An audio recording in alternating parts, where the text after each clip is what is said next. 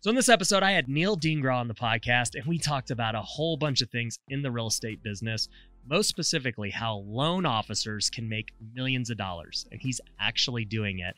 And he's been able to increase his wealth tremendously just by creating content in the last couple of years. So he's going to share some secrets on this podcast about how he has made a lot of money with not that many followers. It's super impressive to see, and how he's taking content to the next level by meeting guys like Gary Vee, coming to my office, and how he's going to just use all of the things he's learned to increase his business even more. So make sure you stay till the end because it's a really good podcast. Welcome to the Ryan Pineda Show, where our mission is to invest, I only expect to make money in things that I understand. innovate, It's about believing in the future and thinking that the future will be better than the past. and inspire. I am much more likely to hit my goal just due to putting it out there. You're now rocking with the best. What's going on? Welcome to another episode of the Ryan Pineda Show. Today, I have a very special guest, Neel.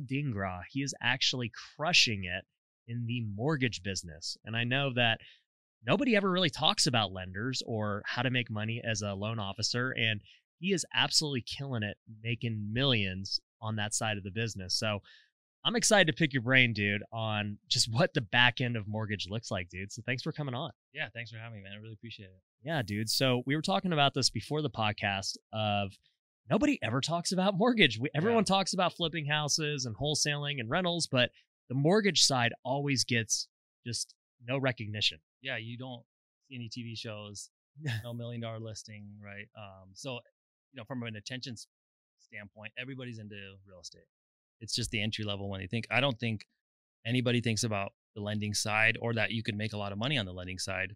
I just kind of fell into it from working in the banking industry and then got into it. But I mean, there are some heavy hitters making a lot of money in mortgages, and it's kind of all behind the scenes. Yeah, I just know of here in Vegas, a couple of my friends I know are pulling in $2-3 million a year, originating loans and doing just that. Yeah. And I think it's a lot easier to scale that business to 2 to 3 million than other sides of real estate. Big time. Yeah. So if you think about it, as a real estate agent, who can you get business from? It's your sphere, family, friends, people who know you. You can buy leads, you can find flips, you can do that, right? And in the beginning, it's hard to scale your real estate business. As a mortgage lender, who can you get business from? You can get business from your sphere. You can get business from real estate agents. You can get business from builders. You can get business from CPAs, attorneys, divorce, all that stuff, right? So you just look out there. If I look out my window, literally anybody could need a mortgage. Not to mention when rates drop, like they did in the last few years, now everybody who has a mortgage wants to refinance that mortgage. So then you have these booms along the way where you get a bunch of refinance activity. Not to mention, as home prices have skyrocketed, people want to tap the equity in their home. So now you get a whole another round of mortgages where people want to cash out, refinance their mortgages. So there's refinancing activity, which comes and goes depending on market cycle. But the main thing is like sourcing people who want to buy homes. It's just a wide pool. You can really scale. And then the other thing is like you can handle a lot more business because you can build a team in your office. First, it can just be you, but then you can hire people to help you handle the paperwork. And you're sitting in the office. So real estate agents out there showing property, showing a guy maybe 10 homes. In today's market, they may be writing offers for months. So you've got all these people on the street working for you as a lender. So you kind of flip it around. I think real estate industry views the lenders as a vendor. They look down on, the mortgage industry. But from a lending perspective, I'm like, dude, I'm sitting in my office for 8 to 10 hours a day working on deals. While I'm working on deals, there's all these people writing offers and doing potential clients of mine, right? They're just on the street. That's like my sales force. Yeah. So it scales a lot easier, a lot quicker. Yeah, no doubt about it. And I like what you said about the repeat business from one client, right? With being a realtor, it's like, it's a lot of work to go sell somebody a house. Like you said, you got to show them around, you got to make these offers, you got to do this, got to do that. And then by the time they sell them they might go sell their home later down the road, but more than likely that could be the last sale with that person. Yeah. Now, ideally they get referrals and it leads to other stuff, but on your side of the business, most likely they're going to refinance at some point, or they are going to sell and they need a new loan. Yes. You're like almost guaranteed to get multiple business from one person. Yeah. As long as you don't mess it up and you keep that relationship open, all you have to do is stay in contact with them and you're going to get the next business. And then you can still get the same referrals that realtors get. So friends, family, coworkers, you can get those referrals. Then also that real estate agent, if you do a good job for their client, they trust you. So they don't want, it's kind of the Wild West in mortgages. People go online. Maybe they get mortgages from weird people. It's, there's good people and bad people, just like any industry. But everyone's had a bad experience in the mortgage industry. So if you give people a good experience, now the realtors want to work with you and the clients want to come back to you. 100%. It's just at the end of the day, all about customer service in the mortgage industry from what I found. I actually, we're speaking of refinances, right? Interest rates are low. There's a lot of more equity than people have had in the past. I just did a cash out refi on 7 properties. And I don't even want to, I have no idea what my lender made on those, but I'm sure he made a nice paycheck in that 7 property deal.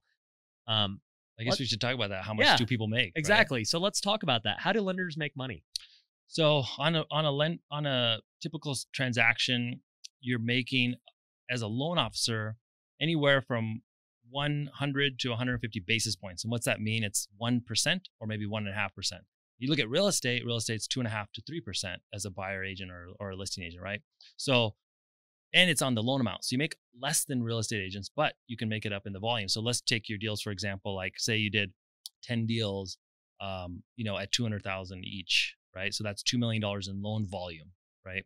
So this is that's $2 million in loan volume, right? So $2 million, if you made 1 point on that, that's 20 grand. If you made 1.5 points, now that's 30 grand, right? So you're thinking about like, that is just that one client. You can make 30 grand off of doing Ryan's 10 refis. Yep. Right. And how they make money is when the loans are sold on the back end, the mortgage company makes money, takes that money, pays, their cost of operation, they pay the loan officer. So it's not necessarily fees that you're charging the client. It's on the back end. These loans are securitized. And when they get sold to, without nerding out too much, they get sold to like Fannie Mae and Freddie Mac and all these agencies. Those agencies pay a premium for these mortgages. So we're out there hustling, getting a client, putting a deal together, doing all this stuff. And then we sell these groups of mortgages to Wall Street. Wall Street pays a premium for those packaged loans. You guys are essentially like wholesalers. I mean, Fannie Mae's the end buyer. You guys are just doing the paperwork and passing it off. And because Fannie Mae doesn't have a retail arm, so the mortgage industry is their retail arm. So they need to be fed mortgages. We'll feed it to them. They'll pay for that. And then on top of that, if rates are lower, you can charge customers fees. And there's like ancillary ways you can make money as far as like little costs you can pass on to the consumer, like processing and document fees. But the bulk of the money is made when the loans are sold. Right. So what do you see on the typical fees to the buyer, right? Because I just went through mine. I think it's just a flat fee per loan. It's like $1,700 flat fee. Like what's standard? Anywhere between $1,000 and $2,000 in lender fees. Yeah. So and our company is like $995 plus an appraisal. Yeah. If an appraisal is required. So who gets that money? That money is usually hard cost to the company. So the company, nobody's making money on that. It's just to cover expenses. You got underwriters, you got processors, you got payroll, you got keep the lights on. So I think that's just operational money. If you do a lot of scale, like a lot of deals, like that money was just coming to the company. It was paying costs. When I got to like overdoing 100 deals in a month, that started to make me money as well. So at large scale, it helps. Yeah. The thing I like about being a loan officer is you're so I always say this, there's hunters and there's trappers. Okay. And so the hunter goes out there and, he goes and gets his kill for the day. Right. And back, in ancient times, you go kill that one time, you get your food, you feast on it for a little bit, then the food runs out, you go get it again, right? And then you have the trappers, the guys who go out there and set a bunch of traps, and then like they're going to be feasting forever. They just got to go check to see what traps hit. And when I see the wholesalers, or I should say, let me take that back. When I look at realtors or people trying to go get a one-time deal, they're kind of like hunters. Like, all right, I'm trying to get this one deal. I'm talking to this seller. All right, I bought the seller's home.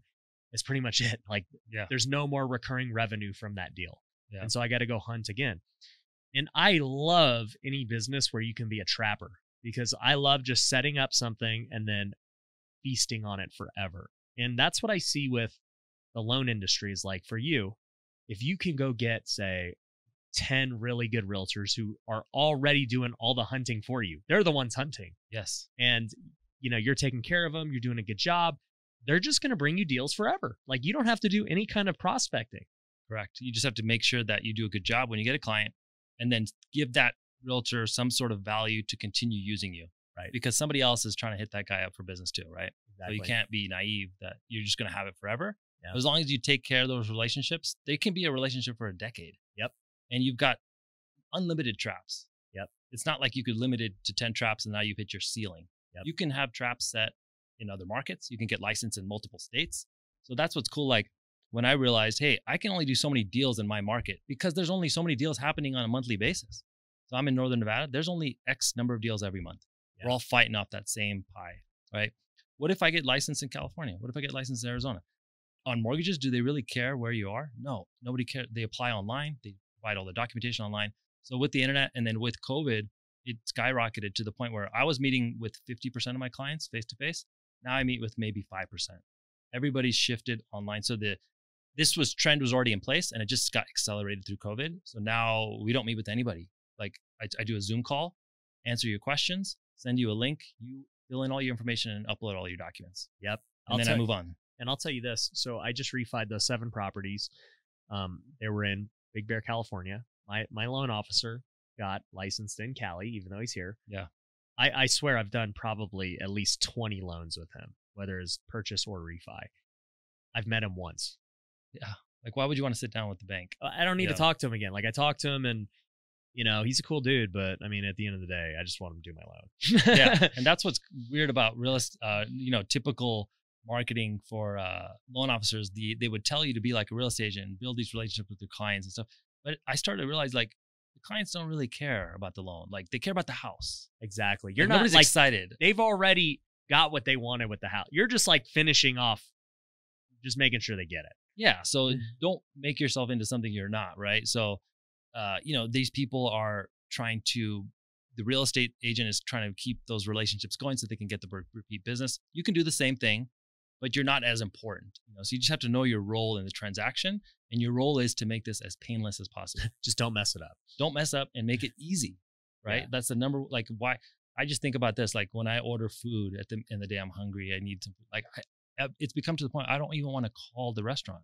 I just want to tap the buttons on the phone. I want to make it easy. Like I don't even want to talk to people anymore. And that's what's happening with consumers. Like they just want to tap buttons and get it done. Yeah. And so you have to kind of like make it easy for them to do that. And then advice along the way is key too. If they want it. If they don't want to talk to you, fine. Yeah. Well, it's funny. I've been talking to, I have a new loan officer for the dream home I'm building because it's a construction loan. So it's a different company that offers that. And, I have never met her. She did my loan though, because she was just a referral. And I'm like, all right, do the loan. And so we've never even met. Yeah. I saw her on the street. I wouldn't even know what she looked like. But, what's the loan amount on this? So the land itself, my loan's like $400,000, but then the build is going to be about a $3 million loan. Okay. So she's making maybe $30,000. Yeah. Something like that. Yeah. No, you didn't know that, but now you know that. Yeah. So, she's doing well. But we just been communicating with how this loan works because it's a new thing for me as well. I've never done construction loan.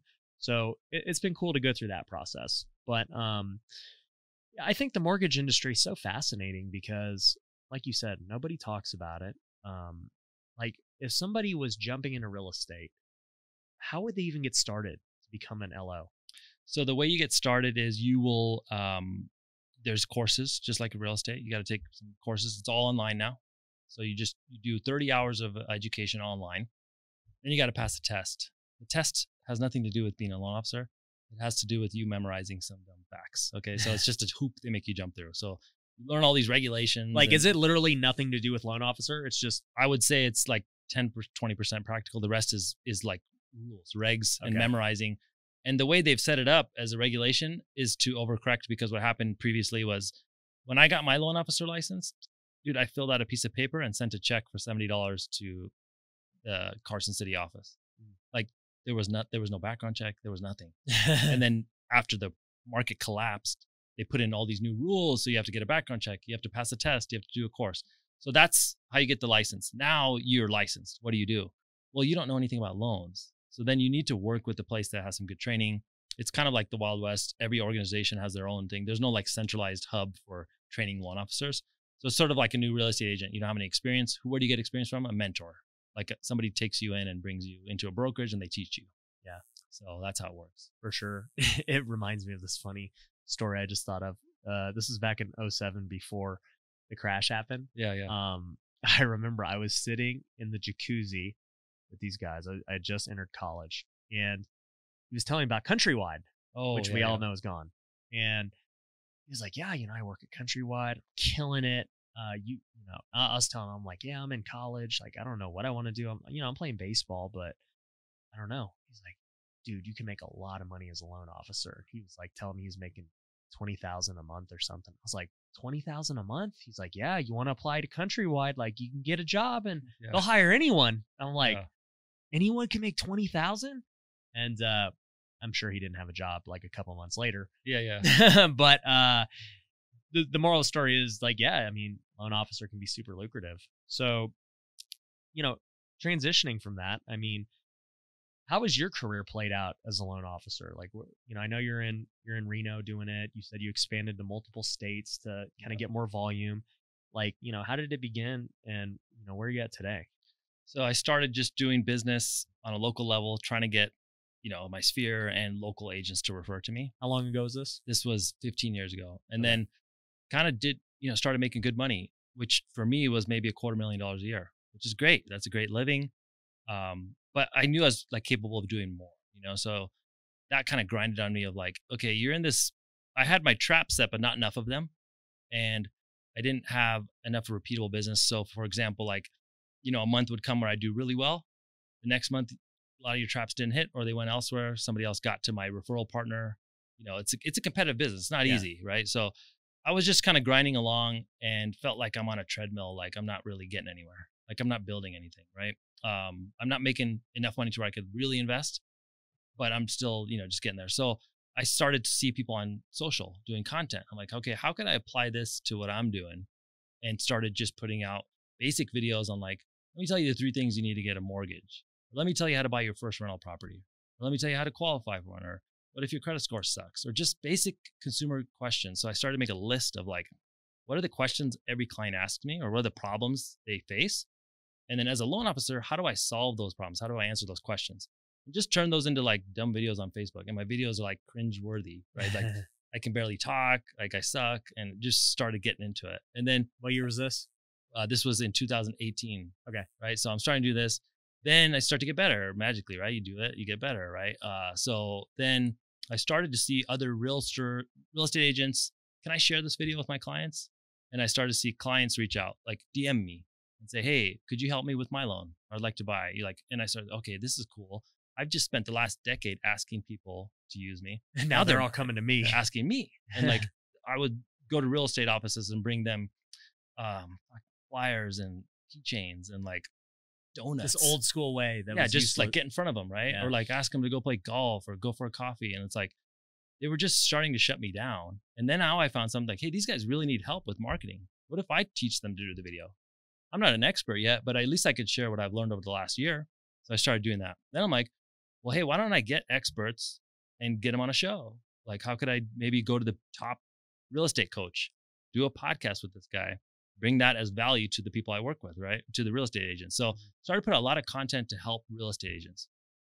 And then they said, okay, these guys want to become aware of me as a lender. Certain small group of those real estate agents end up using me as a lender and referring their clients to me. So then that turned into great business, So just kind of flipped the tables of like being outbound to now doing it inbound. Right. So, I mean, going from that point, like how has your business and life changed these last couple of years by really going all in on the content? So doing the content, like in 2018 to 2019, I went from, I think my W-2 was $300K, it went to 1.2 million. And then in 2020, it went from 1.2 million to 2.8 million. And so it's kind of like exponential growth, or it is exponential growth. And I think, a lot of that, part of that, I guess, is due to the environment we've been in. So I can't say everyone's a genius in a bull market, right? Like it's not necessarily, obviously 2% raise helps, but that's only one part of it, right? You still have to get the business. You still have to have the traps and the relationships. So I saw like, this is really good. I've found a way to this top tier. Now I've like got a problem of like, how do I get other, build an organization? So then I'm like hiring loan officers, trying to train them to do the same thing, build like a culture of like, hey, this is guys who are good marketers. So if someone's like, hey, what do you do for a living? I'm a content creator. Because if people don't know about me, I can't do mortgages. So mortgages is behind the media. Like I need to do content and get attention first, and then I can do the mortgage. Without the first part, like I had it reversed. I was trying to say I'm the best loan officer. I have 20 years experience. Nobody cares. Nobody cares. They don't give it. Like my sales pitch is completely wrong. It should be, let me help you. Let me educate you. Here's all the things I know. I'm going to just tell you. Yeah. And then you're going to realize I'm an expert, and then you'll come to use me. So I just switched up the whole message. Yeah. I mean, first off, man, congrats. Like that's an insane income no matter what you're doing. And it just goes to show for everyone listening, you don't have to be a realtor or even a flipper or a wholesaler. You can make millions of dollars being a loan officer as well. Yeah. And just to see like, okay, in 2020, you probably made more than, the previous 5 years combined. Yes. Yeah. Because you hit that exponential growth with content. Before we jump into what exactly, your different content strategies were, let's hear a quick word from our sponsor. Are you looking to grow your real estate investing business? My company, Future Flipper, can help. We've taught hundreds of people all over the country how to flip, wholesale, and buy rental properties. And it doesn't matter where you're at in your investing journey. Whether you're trying to get your first deal or scale your company, Future Flipper can help. We have courses, coaching, and events for all levels of investors. So if you want to take the next step, go to futureflipper.com and book a free consultation to see how we can best help you. Once again, that's futureflipper.com. One of the hardest parts about real estate investing is finding a good contractor. That's where Southwestern Custom Construction comes in. They've been doing remodels in Nevada and Arizona since 2006. As a fully licensed and bonded general contractor, they're able to help with any type of renovation, all the way from an entry-level fixer-upper to a custom luxury home. Southwestern Custom Construction specializes in working with investors. I've personally used them on many of my projects, so I know their team is legit. If you want to get a bid on a project, head over to customhomenow.com. Once again, that's customhomenow.com. Are you looking to find off-market real estate deals? One of the best tools my team uses is Batch Leads. With Batch Leads, you're able to pull data, manage lists, and send text messages. On top of that, you can get nationwide access to the MLS to get pictures and comps. My team has used Batch Leads to get some of our best deals, so I know it works. If you want to start today, you can get half off your first month by going to batchleads.io and using the promo code Ryan. Once again, that's batchleads.io, promo code Ryan for half off your first month. Now, back to the show. So tell me some of the things that you did when you were starting out. I know like you made these cringeworthy videos and you're trying to figure it out, but tell me about platforms and what just your strategy was. So I would just join the groups on Facebook that all the real estate agents are a part of, right? So there's every market has realtor groups because these guys like to talk shit all day. They moan about their deals. They talk about the bad client. They have memes and like so these guys are on social media more than anybody. Are they in that one Instagram account, the broke agent? Yeah, exactly. Right. These guys, like you should just see the amount of realtors on social media throughout the day. It's insane. Okay, so if you're marketing to these people, it's amazing, right? You can get their attention. So I was like, I join all these groups, make a video about what's going on with rates this week, what's going on in the market. Here's a new program for jumbo loans, right? Simple. Start sharing those videos to all those groups. Start emailing those videos to your database. And I started to notice traction. And what I found was, you think about social media and you're like, you see the guys like you and you're like, dude, this guy's got 100K subs on YouTube. He's got, if you look at TikTok and Instagram combined, you got 1 million followers, right? And you're like, how can I do that? I'm at 0. You don't need to. Because I had an audience of like less than 1,000 and it was making me hundreds of thousands of dollars because we're in a high margin business. Yeah. So somebody watches my video for 3 minutes, does a mortgage with me, and I make $5,000 to $10,000 on it. That's a win. I didn't go viral, but that's a win. Right? Exactly. So that's what I figured out. I'm like, dude, I don't need to care about these vanity metrics and buy followers and do all this fake stuff that people are worried about. Like, just start putting out helpful content, make sure people are aware of you. It's very simple. It's like, you're good at what you do and more people become aware of that, what's going to happen next? Yeah. You're going to get more deals. 100%. And that's why, people always ask me, not always, but it's a question I get, especially from entrepreneurs and people who have money. They're like, should I just buy followers and all the shout outs and stuff? I'm like, I personally don't believe in it. I mean, look, as an entrepreneur, you're going to look at it and say, okay, well, if I spend 10,000, will it make me more than 10,000? Then I'm going to do it. Like, that's just how they look at it. Yeah. And I'm like, but at the end of the day, you're not like it. Your followers are the right people. You have to get the right people. If you just buy a shout out from Jake Paul, which is a common shout out, I don't think Jake Paul's followers are what I'm looking for. You know, and shout out to, you know, if you follow me and Jake Paul, you're a rare breed. But, you know, at the end of the day, I know that because I grew my following organically, like everyone who follows me is interested in something I'm offering, right? They're all engaged followers. And what happens is in the algorithms, they know if you have an engaged following. And so they will promote you more than somebody else who paid for a shout out or paid for followers who, you know, there are so many more real estate investors who have hundreds of thousands of followers, maybe over 1 million. They definitely are not, you know, more famous than me or whatever the case is. It's just they have a vanity metric, like you said. Yeah. And so and I don't think those followers are worth much. No, they're not. The audience is worth, I mean, it's just to check the box that you appear a certain way. Right. And then it just goes back down to like transparency of like, man, is that really, you know, who you are and somebody that you want to work with? I mean, every time I go talk to somebody, I already know within a couple of minutes of looking at their profile whether they're real or fake. And there's a lot of fake. Well, I would say 90% of entrepreneurs you see that have over 100,000 followers are fake.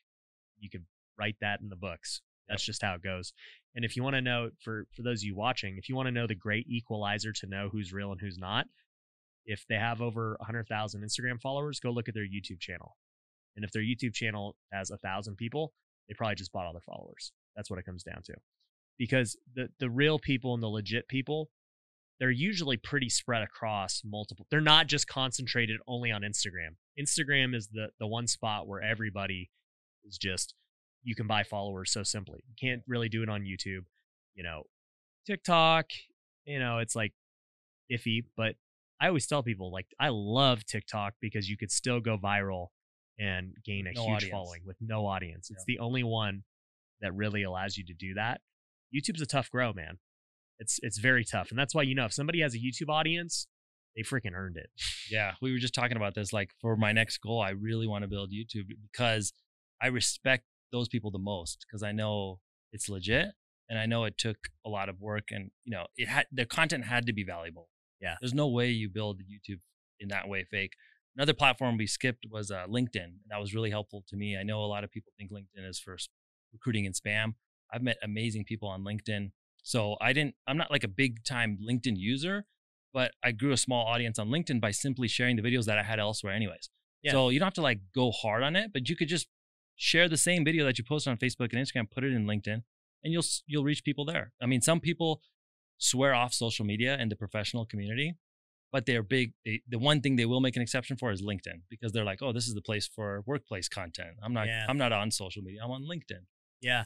You know, LinkedIn is one of those things. I have not hit it hard. I mean, like you, I just repurpose my content and I'll throw it on LinkedIn, but I have not tried to like really monetize it in any way. I know I could 100%. I mean, look, you and I are both in B2B business, you know, like, or B2B, you know, selling. And so LinkedIn is like the hub for that. And it's just, I don't know. What would you recommend I do? Just if you were me, you know, knowing what I sell and what I do, how would you monetize LinkedIn? So I would put out this type of content on LinkedIn is going really well right now. Financial fitness, hacks, money secrets, these types of things. There's people making good income on LinkedIn, and they're professionals, right? So these are people earning a certain amount of money a year. It's a different type of content, meaning like, you know, the TikTok that went viral maybe doesn't go viral on LinkedIn, but there's certain types of content that you're like, hey, this would work across all three platforms. A 40-year-old attorney or a 40-year-old real estate professional or whatever, you know, would be there and would find value in this. So I don't think you do a strategy of every single video goes there, but you'll know the ones like, hey, this one could go on LinkedIn, and maybe code it a certain way in your content of like, okay, we have all this short form content. This one's good for LinkedIn, and just share stuff there. Obviously connect with whoever's in your network there, and just spend like a small amount of time engaging with people there. I spend maybe few minutes a day, just in a day, and just go on there, engage with some of the people I know there, and that's it. So and I'm going to talk to my content team about it. You know, it just reminded me that we need to take it a little more serious. So up to this point, like, what's been your best platform for, you know, your business? So as far as getting deals, like getting actual results, it's been Facebook and sharing videos through email, which are housed on YouTube. That's led to the most money. Okay. Because people are willing to watch longer form videos on YouTube. I mean, on Facebook, even if you're suck at it. Because, you know, like your mom's there, you're older audience. It's older, right? So they're willing to watch a 3-minute video, even if you're not engaging. Yeah. Instagram, they'll click off in 2 seconds. It's like, right. So you have to get better at cutting quicker, at doing things quick. I mean, the common mistake I see on Instagram is like, hey guys, it's Neel. Happy Tuesday. You're like, they're already gone. Yeah. Like, dude, get to it. Yeah. So you just need to go straight. Like, hey guys, I want to tell you what happened today with this, or just go straight into the story. And I think people don't do that. You know, that's why their videos fail on Instagram, because it's not that platform. So, I started to get more traction on Instagram once I realized how to create content for Instagram, which was like, give it to them quick. And then as far as like dollars perspective, I don't make as much from Instagram, but I found it gave me the most credibility because I was able to build a bigger audience there organically. So say I reach out to somebody cold, every email I send ever has my social media handles in it. I noticed through our CRM that we use for emails, 50% of the people that get these emails click on it. So they're vetting you. They're like, who's this dude I'm going to be doing business with? I'm going to give you all my tax returns. Are you like, who are you? Yep. So I'm going to Google you, or I'm going to click your links. If you click my link and go to my Instagram, I have an audience, small audience, and I have some good content, some good videos and some good graphics. I just built equity with that person without me doing anything. So I could be sleeping. It's a trap. It's a trap I set on Instagram, right? So now I've got instant credibility with this person. When I go talk to them, I don't have to sell anything. They've already know. They picked me. So I went from one of 3,000 lenders in my market to the one I want to work with. Just by having the link in my email and putting them there. And I put all the links because if you're a LinkedIn user, you can go there. If you're YouTube, you can go there, right? So I can build that credibility at a glance. I don't even know if they consume much of the content. Maybe they check a video for 20 seconds and they click off. But that's what it's there for. It's like my digital business card. 100%. And I've been saying that forever. Like, if I go to an event, I don't hand out business cards. Like, I just say, go follow me. Send me a DM. That's my business card. Because the way of the old business card doesn't matter anymore. People are just going to look you up and they're going to do their due diligence on you. And I think for you, just to give some context to the audience, you know, how many followers you got on Instagram? 13,000. 13,000. You know, a lot more than most people, but by no means like this huge following. How many are on your email list? 3,000. Okay. Once again, not a big email list, but, you know, you're doing with less than, you know, say 20,000 followers, you know, $2.8 million in revenue. It's like, that's insane that from that small of a following, you can do that. And so I want to encourage everyone who's listening to this that if you're thinking you need to have 1 million followers, that's not the case. You know, having the right amount of followers or the right followers in the right niche can pay you a lot of money. Yeah, true fans rather than, you know, fake ones. Yep. So I think there's a book about this or a story. Super fans. Yeah. And that's what you want. I mean, you don't need these metrics. So get out of that game, you know, be happy with real people. I'd rather have real conversations than a bunch of people, you know, who can never buy or use your service. Yeah. Like, it's useless to you at the end of the day. Yep. So you want to bring value to people. And I think that's what people don't start because they don't get traction. So they quit, you know, like I'm at 300 followers and I can't, you know, get any traction here. So I think that's why a lot of people start. And I've seen people start with content and give up. Yeah. I mean, I'll tell you, even for me, just talking about Instagram, I think I got like 1,000 followers my first year, you know, and then year 2 got to like 4,000 followers, and year 3 got to like 10, 15. And then this last year I got over 100,000. Like, it just exponentially grew because I started taking content really serious, and they started following me from other platforms as well. You know, I took YouTube serious, I took TikTok serious, and it led to Instagram growing. And I guess what's interesting in my business is, you know, I've got multiple businesses, so there's a lot of different ways to monetize, but I think Instagram and YouTube are both like neck and neck for what make me the most money, because they both have different purposes. Like, what happens is people will watch a YouTube, and long form content will always make people, trust you more. It's giving them more value. And anybody that's willing to devote 15 minutes to watching a video of yours, they're a fan. Yeah. And they want to work with you probably. And, I just finished up an event I just had here in my office that you came in after. We had 40 people all across the country, and all of them like knew my YouTube videos. They were like, yeah, I remember you talking about this and this. I'm like, I don't even remember that video. I've made so many of them, but it stuck with them. And they ended up, it just was kind of like eye-opening of like how much people do consume your content.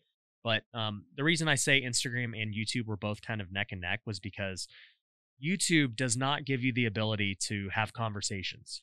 That's the problem with YouTube, is I can make a great video and I could say, hey, go to ryanpineda.com and, send me a message. Go to futureflipper.com if you want to learn real estate investing. But it's way easier for someone just to DM you. And so on Instagram, we get the most DMs, the most conversations. And, I'll purposely do videos that says, hey, if you want to learn real estate investing, just DM me. And people DM me, and, we can start conversations and figure out what we can get them into to help them out and, in turn make money. Yeah. And have you noticed like more and more people, like that call to action actually works? People will DM you. Oh man, hundreds and hundreds of DMs. I mean, I get over 1,000 DMs a day at this point. And because you basically have these traps that it's like a really good analogy actually. Yeah. All these traps are your pieces of content. Correct. At any one point, one of them's going sort of viral or maybe viral. Yep. And then at the end of that piece of content, it says to DM you. Right. So you have all these things out there, and then people are seeing them and DMing you. Right. I mean, like at the end of the day, everything you do is marketing. And it was funny because I had this conversation with some other YouTubers, and I was like, all you guys are doing is just marketing. And they're like, no, we're making content. I'm like, no, you're not. Like everything is marketing when it comes to content. Like the fact that you create this title that makes people want to click, that's marketing. Your thumbnail with whatever it is you're doing is marketing to get them to the content, right? And then the content has a purpose. What is the purpose? Well, it's different for everybody. Your content's purpose might be to just get them to subscribe. You don't even have a way to monetize them. We just want you to subscribe so that we can build more followers, we can make more AdSense and whatever. Or it might be to sign up for an affiliate, because you don't have to have your own business, right? Like most of these YouTubers have other businesses that pay them, right? Whereas guys like us, we have businesses. And so we're like, hey, go to my business. That's why I don't do a lot of promotions on YouTube, because I'm like, no, you're not going to pay me enough versus if I just funneled it to my business. Yeah. So there's always some type of call to action and marketing in any piece of content. And actually, I mean, it might make a lot of people mad, just like revealing like really what the truth is. But the business people understand it. And at the end of the day, most people need to be told what to do. Okay. If you go watch a video, at the end of the video, you may have gotten great content, but they don't tell you what to do. You kind of might not do anything. You're just like, well, that was cool. All right, back to my life. Whereas if they're like, hey, if you liked this video and it brought you value and you think you want to flip houses, book a call with my team and we'll tell you the next step, because you don't know it. There's no way you could go flip a house with watching one video. Yeah. You need a lot more than that. It's just kind of like to open your mind up to new things. Yeah, I didn't even think about that, because I end so many videos just asking people to subscribe. But really, the goal should be to ask them to start a conversation with you. Or if you have a product or service to sell, direct them straight to that, because they're not, like, people will find you anyways, I noticed. So I don't have any call to action in some videos, and they'll Google you, they'll dig it up, or they'll go find your email in the channel description and send you an email. Well, and that was the thing I noticed too. Trust me, I was the same way. I'd be like, hey, just make sure you hit the like button and subscribe, and boom, it's over, right? And we get subscribers, we get likes, like that's cool. But at the end of the day, am I helping them? If I have a product or service that can really help them, but I'm doing them a disservice by not telling them about it or pointing them to the easy way to go do it. And them subscribing is great. I'm not ever going to hate on it, but at the end of the day, I want people to take action from my videos. Even if you don't work with me in some way, I want them to go do something about that video. And most people don't do that. That's the problem.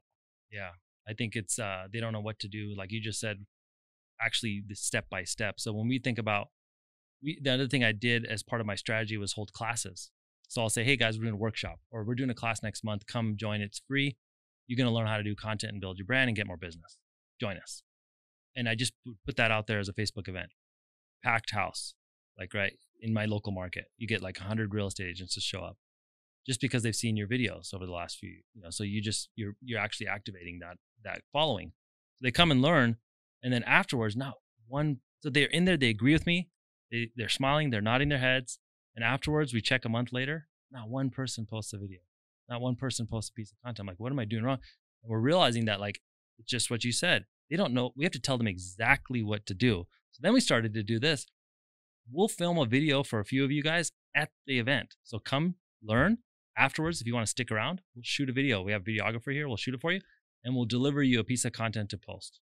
Then that got them into it. Like then they started to see post. a result. Yeah, maybe they get a little bit of a result off one video, or in the beginning when you start, you get some feedback from your sphere. They're like, "Oh, that's amazing! I didn't even know you could do that."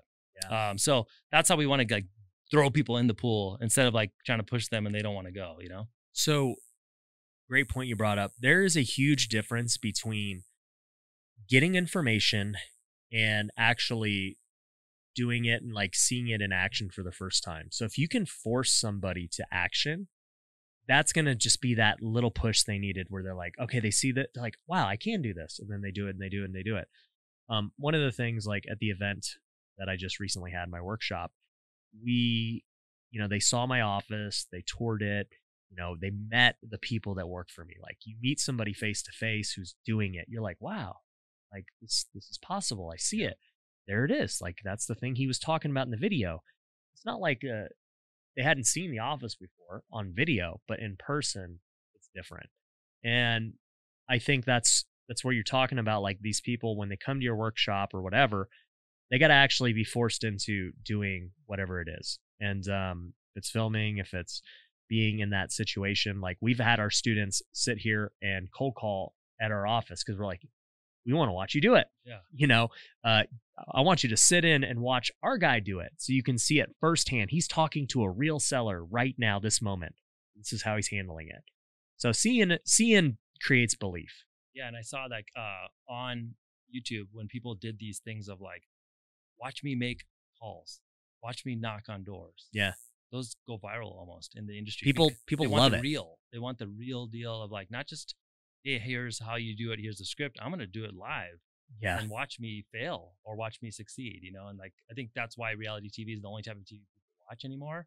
Like TV's dead almost. Like, but people still watch the Kardashians and they still watch the Real Housewives. Right? Yeah. People like the real fake. I haven't watched any TV in years because I just got so busy with business. But my wife loves Bravo TV, which is all these like reality TV shows, and that's the one thing. And it's a little bit fake, but they feel like it's the real deal. So these are real people in their real lives. So like I've been just showing people like the best performing video I have doesn't have much views, but it led to, as far as dollars, was here's the latest rental I bought. Here's what it looks like. And here's the numbers on it. Here's how much money I make per month. Here's what I paid for it. Here's what I forecast for appreciation. Here's how I calculated my return. And here's what I think I'm going to make on this over the next 5 to 10 years. Here's why it's a good investment. And I posted that on YouTube and I sent it to my database. People reply, hey, how do I find a place like this? Yep. Dude, anytime you just share a real life thing, a deal or something that happened to you, people love it more than anything. Like evidence. I love making how-to videos because to me, it's like, man, here's exactly how to do this. We're already believers though. Yeah, I know. Yeah, they're non-believers. They're non-believers. And so when you show the numbers, like this is the address, go look it up for yourself. Here's the befores. Here's the afters. Here's what I make. Every time I do a video of how much money I made on a property or an income or something, gets the most views every time. Yeah. And I'm like, I don't know how many times I can keep talking about this, but I guess I'll do it because it's just like, it does inspire people.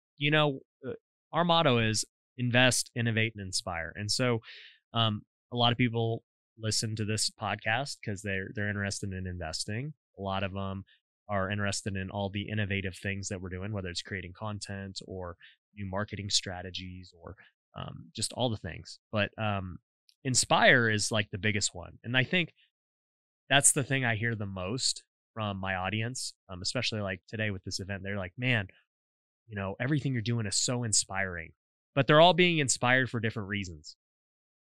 Some of them are inspired by, the flips and the businesses and all that.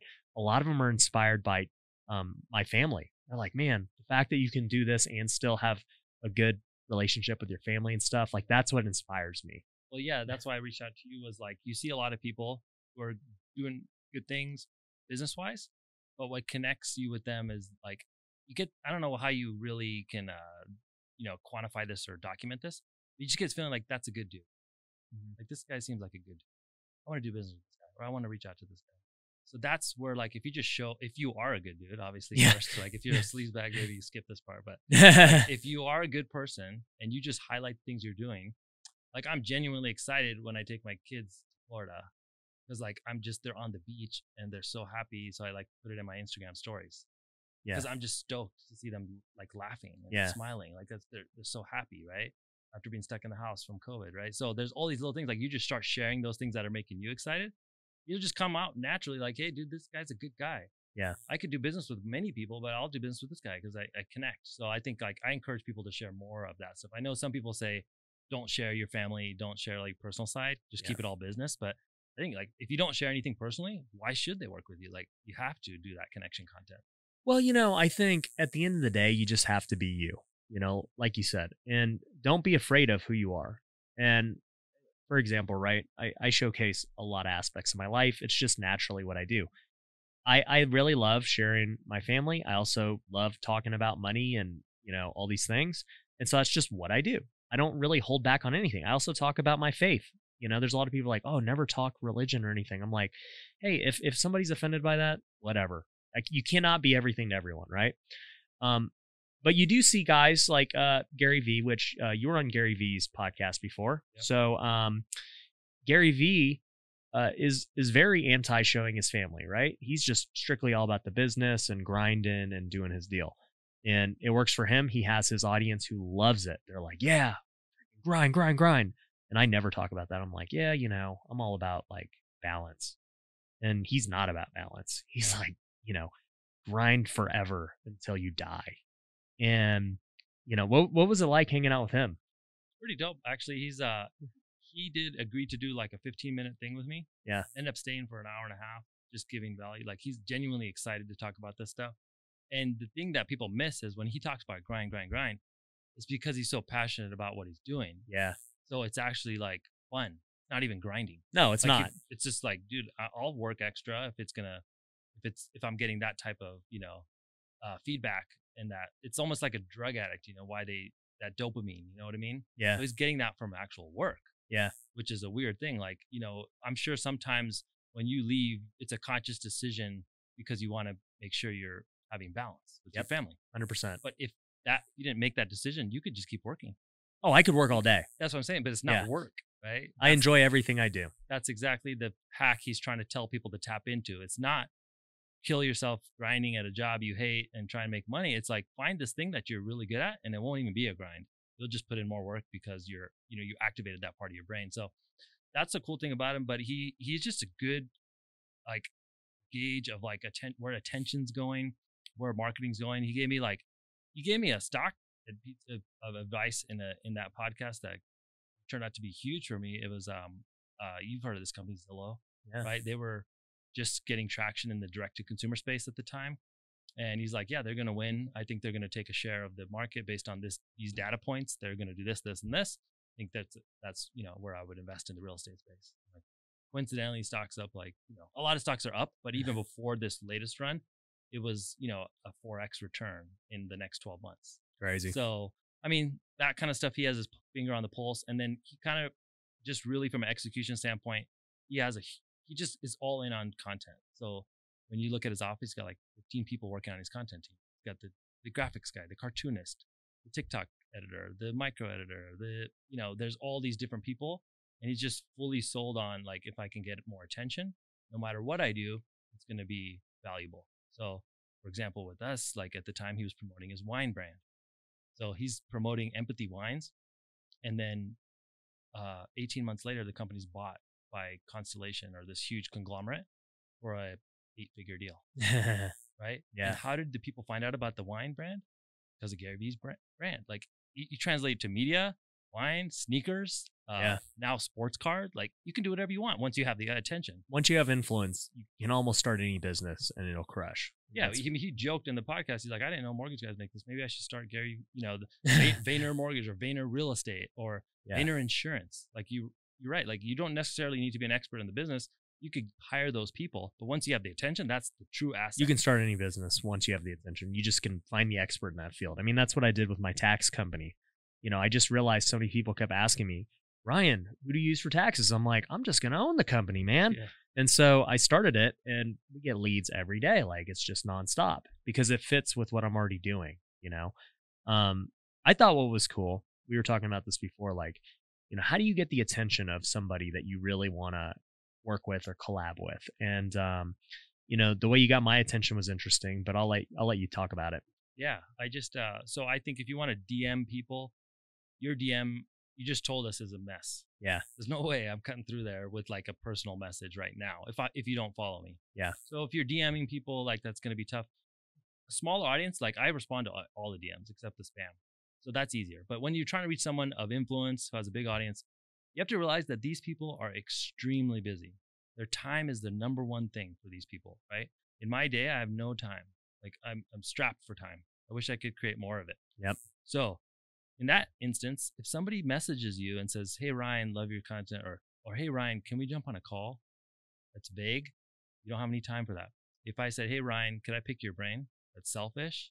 What are you going to get out of that? Right? So you have to put yourself in the other person's shoe reading your email. So you need to not DM them, send an email. If you can't find Ryan's email, you have problems. You like you don't have anything of value to offer if you can't figure out my email. Yeah, so that's what I'm saying. Like you must be able to find the email, because I had somebody, I put this in my Instagram story, how to reach out to influencers. They're like, well, how do you find the email? Like that's your first problem. Okay, figure that out first, and then we can talk. So figure out how to get their email. Go to the web, figure it out. Okay, now I've got your email. Subject lines are everything. Inboxes are full. Same marketing. Yes, this is marketing. Yeah, put a thing on your subject line. I used coaching session, interview, asterisk urgent. I wanted something to stand out, like a flashing light. So I put asterisk urgent. It could be a name. It could be something like when I email property owners about their refinancing, I put their house address in the subject line. That'll stick out, right? Yeah. So it's my house, right? It must be important. Maybe it's a tax notice. I don't know, right? So I put that in there. Subject line is everything. That's your thumbnail on the inbox. And then the content of your email should be it should be an accolade, like something, how you inspired me, how your content helped me. Then it should be followed by, who am I? Like, am I credible? Am I not a creep? Am I not weirdo? Like, so what I put in there was, I do content, and I have a podcast, and I recently interviewed these people. These are my most notable guests. Yep. Or if you don't have notable guests, that's okay. You could just put a link to your content. Yep. That way, when they go, they can click on the link and quickly find out that you're not weird. And then you can do your ask at the end. I'd love to do a piece of content with you. Are you available? Make it easy. When I reach out to people cold like this for a podcast, I'll put the link to schedule the content in there. And I was surprised at how many people just clicked the link and booked it. It made it easy. Not emailing you back and saying, well, does this work for you? No, that doesn't work for me. Like, make it easy to do business with you. Make it one click. So there's a Calendly is what I use. You click on it and you can schedule it. In your case, I just said, I'm going to be in town this day. Is there any chance you'd have time on this day? Yeah. Just so happened that you're finishing your workshop, you have a couple hours, so we fit it in. But if I didn't ask, I wouldn't have gotten it. And if I asked the wrong way, you wouldn't have even seen the message. Correct. Yeah. So that's the key. And it's huge. I love that you said that. That was funny. I actually did a TikTok similar to that. I said, hey, here's how to get a hold of a celebrity or an influencer. I was like, number one, email them. Like, they will check their email more than a DM, right? Unfortunately, I got a lot of emails after that. But two, I was like, if you can't reach them via email, reach their sphere of influence, right? Start DMing and emailing those people. And those are like going to be the best ways to do it. If they have a company, email the company. Like, if you really truly wanted to get a hold of somebody, you will. Yep. I mean, like, if you didn't see my email, here's the next thing I would have done. Look up your address, this office address, right? Send a gift to the office. In the gift, say, check your DM, or I emailed you, reply, or whatever. Like, I know, like, if I learned about your content, I knew you liked a specific team, or I knew you liked something. Like, I could send something of value. So do some research, get the context, give them some value, and then that person's going to be like, yo, this is awesome. Like, I'm into this team, or I'm like with Bradley, he's into cigars. You can send him cigars, or like with Gary Vee, he loves the Jets. If you send him a piece of Jets memorabilia, he'll shout you out. He knows you're a fan. Yeah, he'll get back to you. Like, it's just that easy. And then make it easy for them to get back to you. Don't ask for like too much, make it like accessible. Yeah, I love the gift idea. I had somebody send me a signed Ken Griffey Jr. picture recently. And I was like, man, that's so cool. Like, he knew that Griffey was my favorite player growing up, and he got me that. So you don't think I, gave him some good attention? And somebody sent me some ube cinnamon rolls. I'm like, man, they know the way to my heart. I just love these Filipino foods, man. Yeah. So it doesn't even have to be something that's extravagant, like, it's a thought. Yeah, dude, I appreciate that. And I love those tips for getting a hold of people. And the other thing, like, the last part about that is, like, if somebody sent you that and their ask was, dude, I know you're busy, acknowledge that. Would you be willing to do like a 5-minute call with me, or a Zoom? 5 minutes. Make it easy. Don't ask for an hour. Dude, like, that's a lot of fun. When somebody has no time, asking for an hour is like a huge ask. Yeah. Ask for 5 minutes. The funny thing is when you get on the call with that guy, you'll spend 20 minutes. You may spend an hour. I don't know. Yeah. But depending on how the conversation goes. But you have to make it easy to say yes. 100%. I love that, man.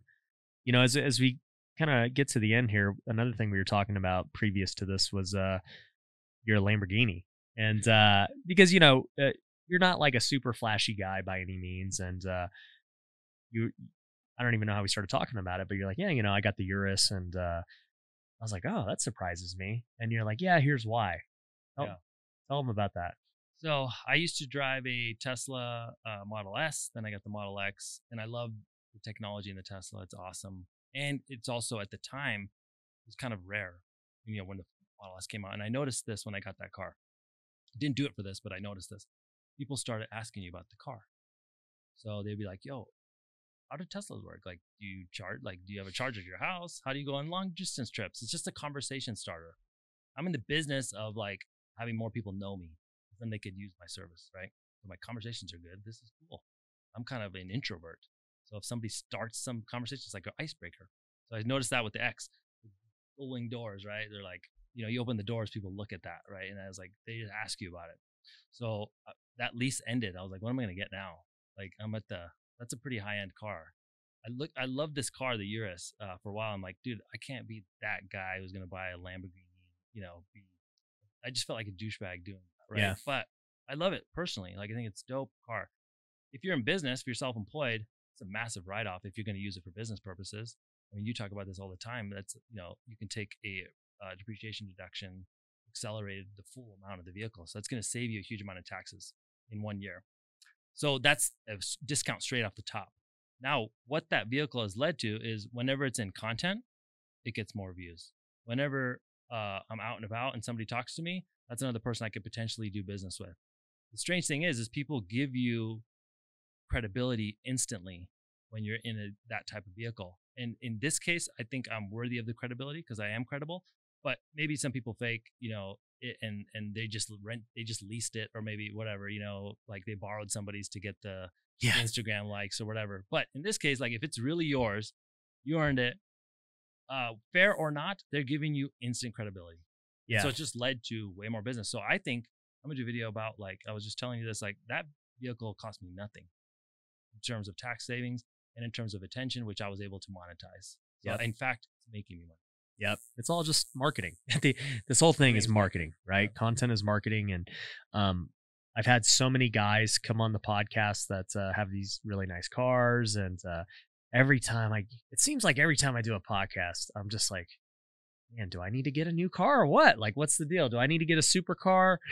Everyone's telling me I should. I mean, I could afford it, but I'm just like, in my practical mind, I still just have one car.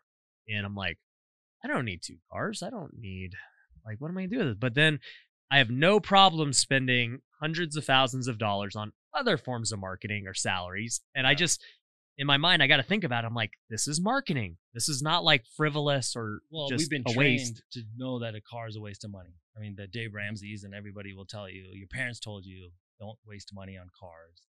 Yeah. That's just a waste of money. But if you're in any space where attention is needed, I would say it's not a waste of money. And if you like it, just do it. Don't worry about what other people like. There's a guy who says, "Oh, look at this idiot with his Lambo," another fake guy. You know, that's cool. There's way more people that messaged me that said, "That's badass. Congrats." Yeah. Like, dude, I love that car. Can I go for a ride with you someday? Can I borrow it one day? Like, that outweighs any negative energy. Okay, so here's my only other thought on it. Okay, if I was to go trade in the Model X for the Lambo, which one have you actually liked better? You know, personally. What do you mean as far as like just driving it and the tech and like whatever? I think personally, I like the feel of the power in the Lambo. Like you feel the growl of the engine. You miss that in a Tesla. Yeah. So it's just humming. Like you going 100 miles an hour and it's silent. Yeah. In the Tesla. So if you're super into tech, the Tesla, you'll miss it because the door opens for you. Right. The car drives itself on the freeway. Yeah. The Lambo's not driving itself. So like you'll miss a little bit of that. So I would say you can do it. Get both. Just keep the Tesla. And then, so what I did was my wife's lease ended on her Volvo. So she got an X. So we have the Tesla for her. And then I got the Lambo. And then now we can have both. Yeah, mix them up. So that's maybe when your wife wants a new car. I just bought her a Navigator. Oh, okay. So that's dialed in. Yeah. So she's got her new car set, but you know, I guess we're gonna have to start the collection. Every time I do a podcast, it just keeps pushing me closer and closer to that car. I started now looking at, you know, I was like, man, okay, what would it cost to get a Ferrari? What does it cost to get this? And then, you know, could you turn that into money too? Like you would definitely turn it into money. I know for sure. If you put it into content, it would turn into money.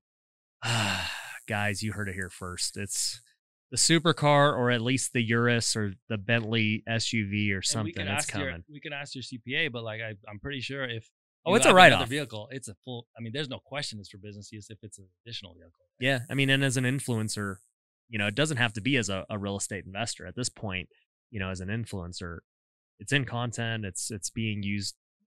Literally, you guys are listening to me like go through it in my head. I don't really want it personally. Yeah. It's like, but if it makes me a lot of money, and it's fun to drive. It is fun to drive. But, you know, like we said, business is fun. You should enjoy whatever it is you're doing. And so driving a fun car for business, win-win. Big time. So, well, cool, dude. I've had a blast having you on, man. I think it was super insightful for everyone to hear just really like what the life is like as a mortgage, you know, officer, and just hearing your journey from being very successful way before this, you know, $250,000, people would kill for that, to just watching it exponentially grow from creating content, being intentional about it, and, you know, not even having to have a ton of followers, being able to have that type of success even at your current level. And it's going to be really fun to see, you know, as your following grows, like what that leads to income wise, man. So I'm excited to watch. Yeah, this was awesome, dude. Thanks for having me. Yeah. So guys, if you want to follow Neel, go check him out. We're going to link to his Instagram below. It's Neel Home, right? Yep. NEELHOME. So Neel Home at Instagram, YouTube. Are you on TikTok yet? I am. Same. Okay. Handle. TikTok as well. So make sure you go follow him on those 3 things. If you haven't already, make sure you're subscribed to this podcast on both YouTube and Apple Podcasts, and give this video a like if you're on YouTube as well. So we appreciate you for listening. Take care. Thanks for watching The Ryan Pineda Show. If you want to work with me, head over to ryanpineda.com. You can find my courses, coaching programs, and upcoming events. We also have free resources you can download, so head over to ryanpineda.com.